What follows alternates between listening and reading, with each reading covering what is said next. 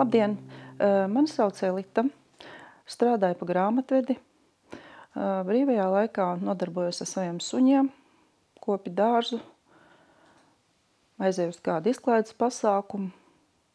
Tas bija 2006. gads. Stāsts par manu tanti. Faktiski man vienīgā radiniece tā bija, un es viņai biju vienīgā mana ģimene. Tante vienu dienu atnāca mājās, viņai bija vairāk 80 gadu. Viņa paziņoja, ka viņa veca, un viņa vairs neies ārā no mājas. Un viņa arī negāja vairs ārā. Un tad viņas uzvedībā sākās pilnīgs regress. Viņa agrāk strādāja par mediķi, ļoti inteliģenta, loģiski domājuša sieviete bija, un tad tu skaties, kā tas tavs cilvēks pārvēršās, un tu viņu vairs nepazīsti. Sākumā, kamēr viņa vēl pārvietojās pati pa māju, ja, vēl bija, daudz maz normāli vēl bija, ja, viņa pats vēst uztaisīja, un tad vienā brīdī sākās neadekvāta uzvedība. Mums pat nācās slēgt virtuves durvis ciet, lai viņa gāzi neslēgtu vaļā. Aiz sevis viņa atstāja, lielu nekārtību. Ja viņa iegāja toaletē, pēc tam bija viss izsmērēta, visa māja.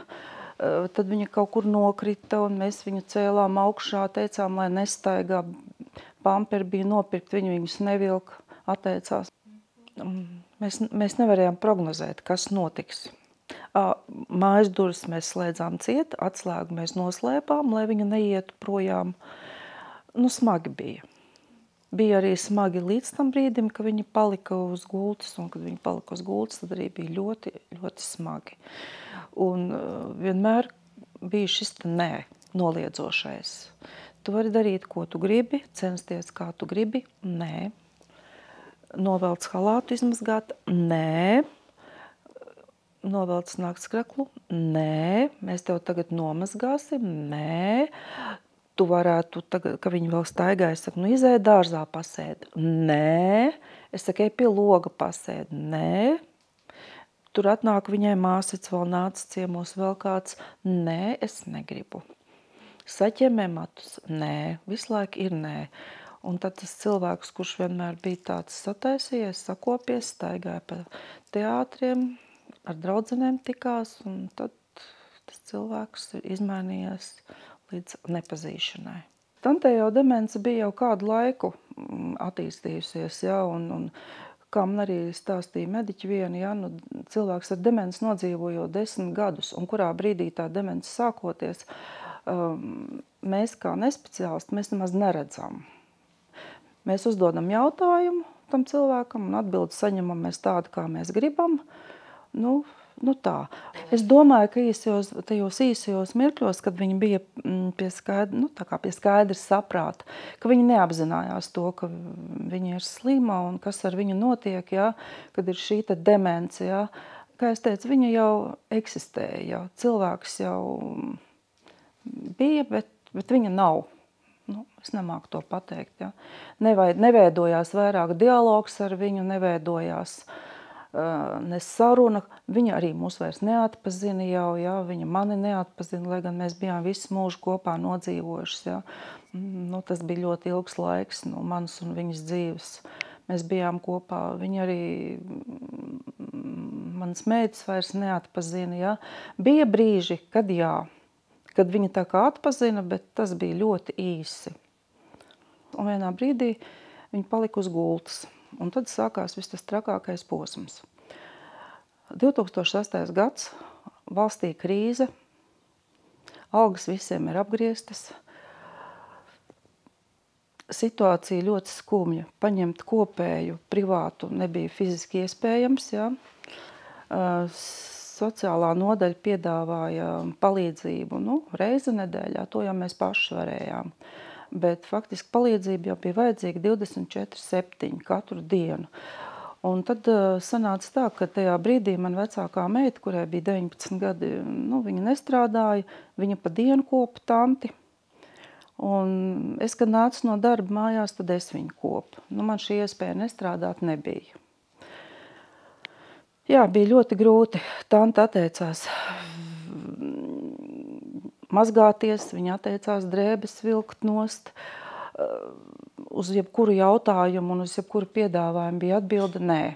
Es negribu, es to nedarīšu. Nu, ļoti grūti mums gāja. Un tad, kad viņa palika pilnīgi guļoša, tad bija šis te, ka viņa bija jācelā. Ja mēs bijām mājās, protams, mēs palīdzējām, mēs viņu mazgājām un visu darījām, bet pa dienu to darīja manā meita, un vienā brīdī viņa saka, māma, es vairs fiziski to nespēju, man ir ļoti, ļoti grūti. Viņa tā tieviņa maziņa tajā laikā bija meita. Tante arī bija maziņa tieviņa. Un tad tu saproti, kad ir tev pienācis tāds, bezizējas situācija, ja? Nestrādāt es nevaru. Tad ir citas problēmas, cilvēki, kas apkop tanti, es nevaru paņemt, ja? Man nav šīs te materiālās iespējas, ja? Nu, un sākam domāt, ko darīt. Un tad vienā dienā man piezvanīja Tants bijusī kolēģi, un ar vārdiem viņa saka, es zinu, kā tev iet. Viņa saka, es gribu, lai tu mazliet atpūties, atgūst spēkus, es palīdzēšu Tanti iekārtot paliatīvās aprūpes nodaļā. Tajā laikā varēja uz mēnesi iekārtot šo cilvēku, ja? Nu, arī, protams, bija vajadzīga pazīšanās. Nekā jau cita nebija. Tā bija tajā brīdī vienīga alternatīva, ja? Šo te mēnesi. Un tā mēneša laikā tad arī mēs lēmām, ko mēs darīsim tālāk. Tanti mēs ievietojām pirmās slimnības paliatīvās aprūpes nodaļā, un tad man bija saruna ar šīs nodaļas vadītāju, kur man ļoti iedrošināja, kur man ļoti pārliecināja par to, ka viss, ko es daru, ka viss ir pareizi. Viņi man tikai pajautāja, jūs esat mediķis? Es saku, nē. Tad kāpēc jūs domājat, ka jūs kaut ko darat nepareizi un ka šeit būs kaut kas nepareizi? Un arī pēc šīs sarunas ar šo nodaļas vadītāju man arī, mēs pieņēmām lēmumu Tanti ievietot pansionātā. Jā, tas bija grūti. Ir morāls pārmetums sev, ka tu dari kaut ko sliktu, ka tas nav pareizi, bet īstenībā man liekas, ka nevajag sev šaustīt. Tāda ir tā dzīve, jā, un tajā brīdī bija tas lēmums, mēs pieņēmām šo lēmumu ievietot Tanti pansionātā. Jā, vēl arī tajā laikā, ka Tanti jau bija guļoša, ka viņa vairs necēlās, viņai paliek slikti. Saucam neatliekamo medicīnisko palīdzību. Otrā galā noskaidrot, cik ir Tantei gadi, un ir atbildi, mēs pie tik veciem cilvēkiem nebraucam. Nu, tad zvanu es vēlreiz, un pēc tam atbrauc. Viena brigāde bija pamanījis, ka Tantei bijis kaut kāds mikroinsults, vēl kaut kas, jā. Nu, tā. Un tad, jā, Tanti, faktiski mēs gadu laikam cīnījāmies, un tad mēs ievietojām Tanti pansionātā, Stela Maris Baldarājā. Nu, es par pansionātu varu teikt tikai, ja aprūpes nams, kā ir pareizi, es nemāku noformulēt šo te terminu nosaukumu. Es nevienu sliktu vārdu nevaru teikt. Viņa bija aprūpēta, apkopta, pabarota, viss bija labi. Nu, protams, tas mūžs nebija ilgs, bet es domāju, ka tas nav atkarīgs no tā, vai cilvēks ir šajā aprūpes namā ievietots vai nē. Nu, viņa pēc 2 mēnešiem nomira Tante. Tā. Te es jums vēl varu pastāstīt, kā mums gāja arī tāda it kā jautrāka mirkļa, kamēr Tante vēl kustējās. Viņa pīpēja. Un dūmas viņa pūta krāsnī, 4 apus nometusies, aizbultējas istabas durvis. Un vienu dienu viņa šīs te durvis aizbultējusi, dūmi kūp, iekšā mēs netiekam, viņa ir nokritusi, durvis tiek laustas vaļā, Tante tiek no krāsnes noņemta, nepietna pusstunda, atkārtojās tas pats scenārijs, rezultātā cigaretes ir noņemtas. Tante ir uz mani pārskaitusies, es esmu slikta, jo es neļauju pīpēt. Es saku, bet tu taču vari māju nodedzināt. Nē. Jā, nu vēl arī tāds kurjās gadījums.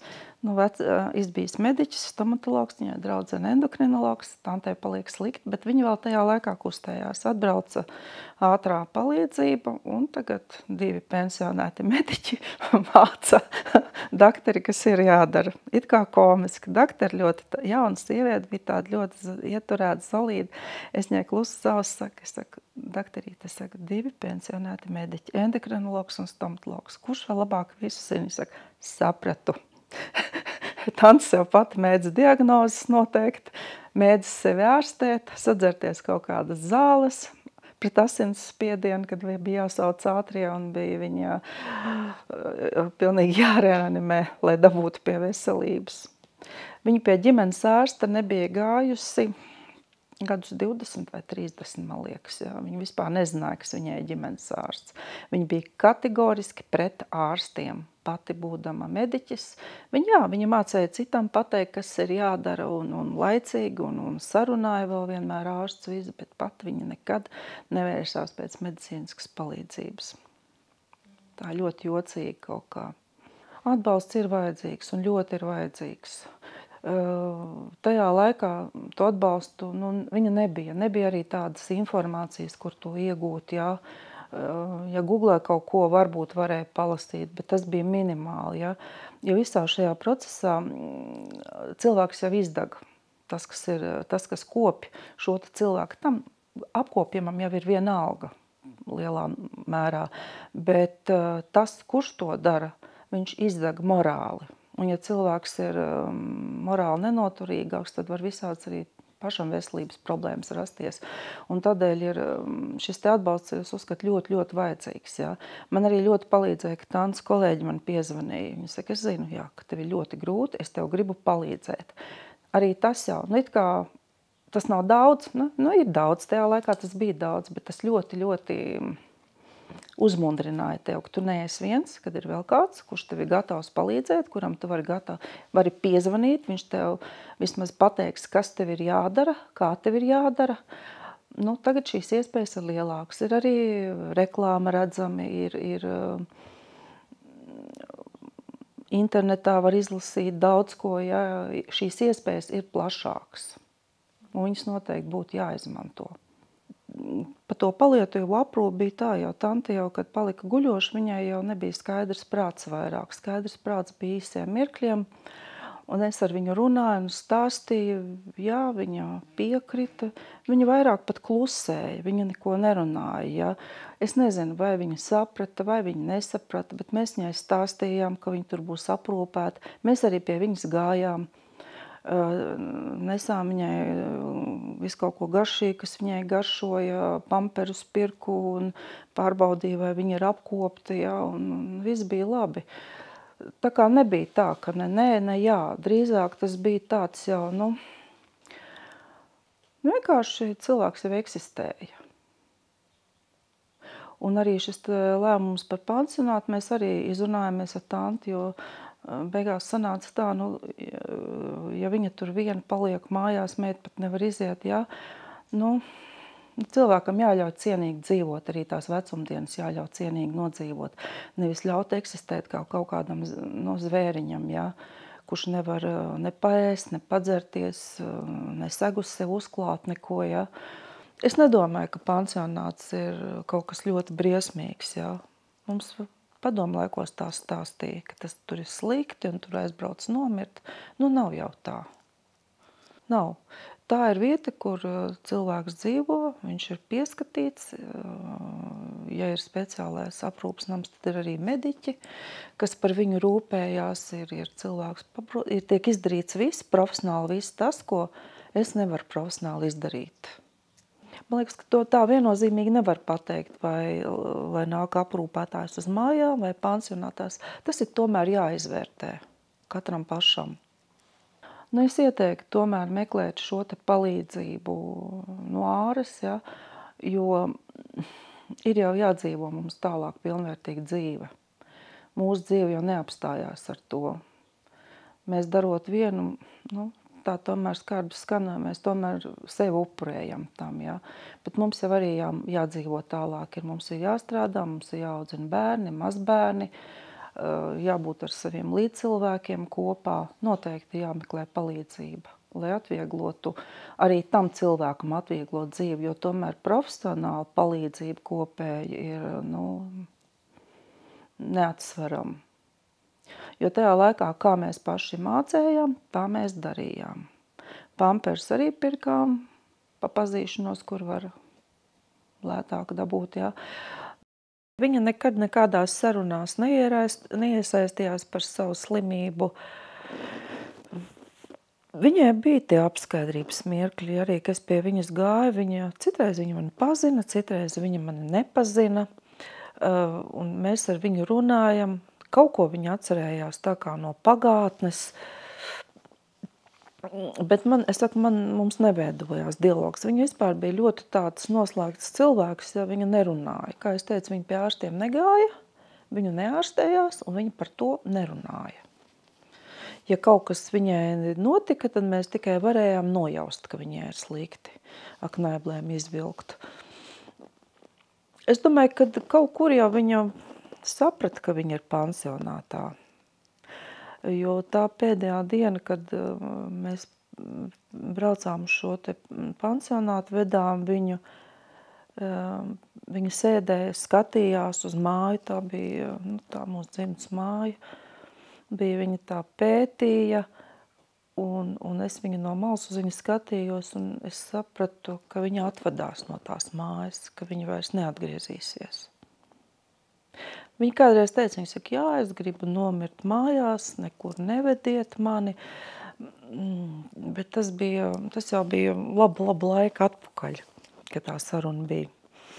Jā, es zināju, kas ir demence, tikai kā jau es stāstīju sākumā, ja, ka šīs te paliatīvās aprūpes nodaļas vadītāja teica, viņa saka, ja jūs neesat speciālists, jūs neredzat to brīdi, kad šī demence sāks. Mēs jau redzam to brīdi, kad šī demence jau ir, jau pilnā sparā jau iet. Un mēs arī, mēs sapratām, ka nav īsti labi. Tagad es, piemēram, vairāk spēju novērtēt, ja, vai ir šī te demence vai nav. Ja, tajā laikā es arī biju stipri jaunāka, ja, tā dzīves pieredze arī nebija tik liela. Bet sākumā mēs tā nevarējām noteikt. Laikam jau tad, kad viņa arī palika kopjama, tad jau šī demence jau gāja uz beigām, ar savu iznākumu, kāds viņš ir.